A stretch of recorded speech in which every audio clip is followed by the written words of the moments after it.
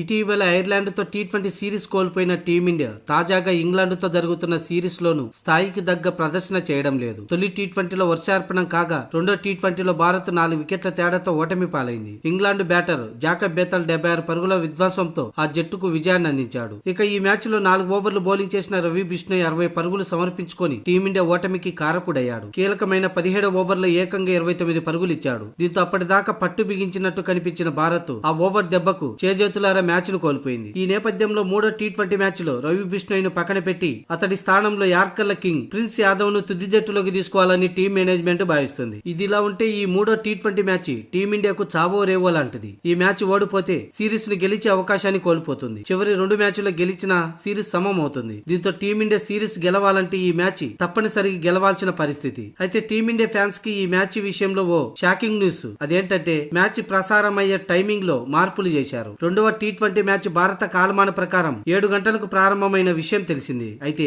ఈ మూడో టీ20 మాత్రం రాత్రి 10 గంటలకు ప్రారంభం అవుతుంది. అంటే మిడ్ నైట్ 2 వరకు ఈ మ్యాచ్ జరగనుంది. దీంతో ఫ్యాన్స్ కు నైట్ అంతా మేల్కొని మ్యాచ్ చూడాల్సిన పరిస్థితి. మూడో టీ20 మ్యాచ్ నాటింగ్హమ్ వేదికగా జరగనుంది. అయితే ఈ మ్యాచ్ లో టీమిండియా ఒకే ఒక్క మార్పుతో బరిలోకి దిగనుంది. రవి బిష్ణోయ్ స్థానంలో ప్రిన్స్ యాదవ్ తుది జట్టులోకి రానున్నాడు. మిగతా ప్లేయింగ్ 11 లో మార్పులు ఉండకపోవచ్చు.